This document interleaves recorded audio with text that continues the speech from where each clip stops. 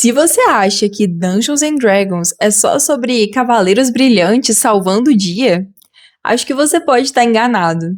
As névoas de Ravenloft voltaram ao suplemento de The Horrors Within e trouxeram um arsenal completo de quem quer abraçar o terror em D&D.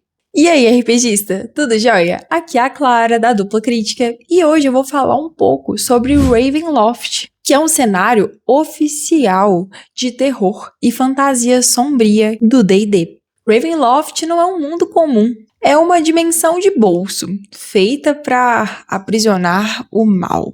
Esse cenário, ele se divide em 4 pontos principais. Nele temos os domínios do pavor. São dezenas de territórios isolados, cercados por uma névoa mágica e viva. Essa névoa, ela viaja por outros mundos e ela sequestra aventureiros, levando eles para um mundo de terror. O cenário também tem os Dark Lords, são os vilões extremamente cruéis, como o famoso vampiro Strahd. Então, cada domínio do pavor ele é customizado para um Dark Lord. Esses vilões que ganharam uma força imensa, mas foram condenados pelas forças sombrias a viverem em uma tortura eterna. Bem dark, né, esse cenário. Esse cenário, ele abrange todos os tipos de terror. Ele vai muito além de vampiros e lobisomens. Ele envolve o terror cósmico, que é quando você perde sua sanidade. Envolve body horror, que é quando tem deformações. Até histórias de fantasmas e assassinos do estilo do slasher.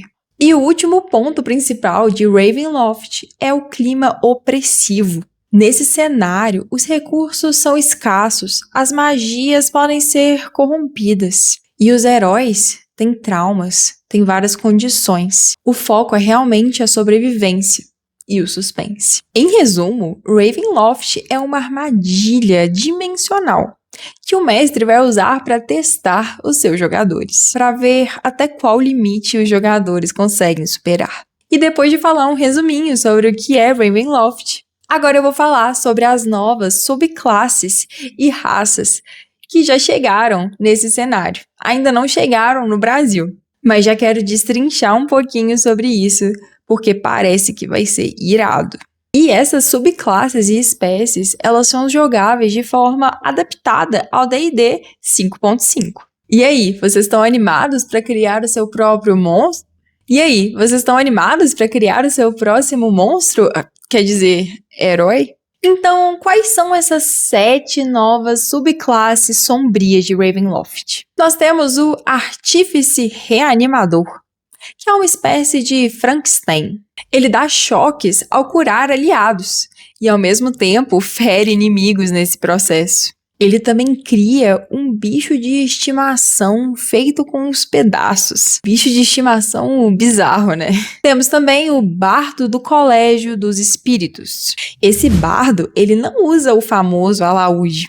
Ele troca esse seu instrumento por um tabuleiro de Ouija. Ele usa sua inspiração de bardo para invocar efeitos caóticos através de fantasmas. E tem o Clérigo do Domínio da Sepultura. É um salva-vidas que odeia mortos-vivos e pode conjurar a magia poupar os moribundos, como a ação extra. Já para os batedores, temos o Patrulheiro Hollow Warden. Esse patrulheiro vira um monstro da floresta quando assume sua forma medonha, que com certeza assusta seus inimigos. E temos também o Ladino Fantasma. Ele arranca amuletos de alma de quem morre perto dele. E quando chega no nível 13, ele literalmente atravessa paredes. Agora falando um pouco sobre as subclasses que envolvem magia, temos o Feiticeiro das Sombras, que invoca Cães das Trevas, e o Bruxo do Patrono Morto-Vivo, que faz pactos com liches ou vampiros para ativar a forma do pavor. Dessa forma, ele ganha vida temporária e explode em energia necrótica. Se isso não é uma apelação gótica, eu não sei o que é.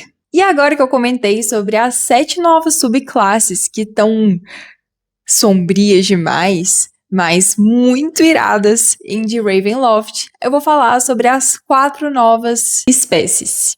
E se sua raça, ou espécie, como agora é chamado em D&D, fosse amaldiçoada?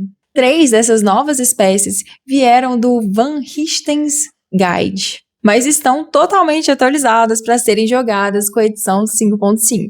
Agora, a maior surpresa é a 4ª nova espécie, o Lupin.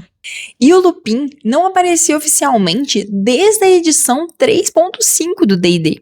Eles são humanoides caninos, quase que lobisomens. Quando atacam, seus ataques desarmados têm dano cortante. E no único ataque, eles podem causar dano e empurrar um alvo. E como se não bastasse, eles ainda têm um uivo em área. É uma ação bônus, que dá desvantagem em ataques e teste de resistência dos inimigos. E temos também os X-Blood, que são criaturas ligadas a fadas e bruxas. Acho que a coisa mais bizarra que essas criaturas fazem é arrancar um pedaço do próprio corpo, tipo uma mecha de cabelo ou um dente, e entregam para um aliado. Esse pedaço, ele vira um token mágico e ele serve para enviar mensagens telepáticas a até 16 km de distância. Na verdade, ele pode servir até como uma câmera de espionagem. É útil, mas é muito bizarro. Agora eu vou falar dos vampiros e renascidos. O Dhampir, ou Dhampir, é um meio vampiro.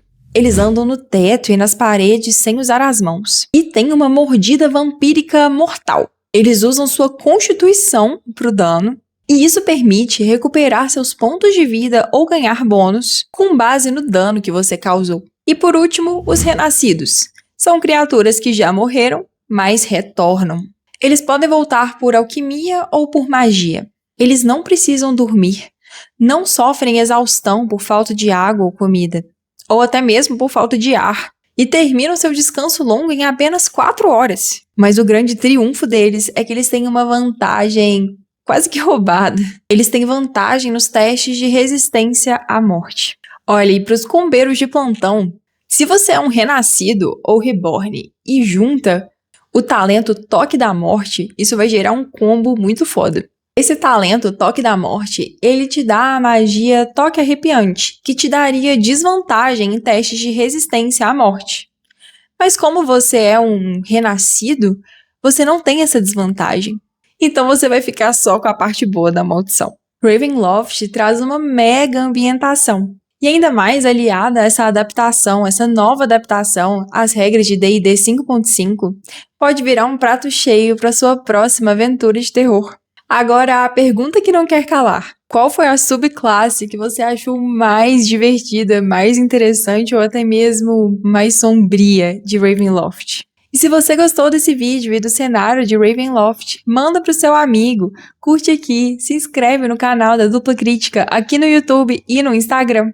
E até a próxima. Um beijo da Dupla!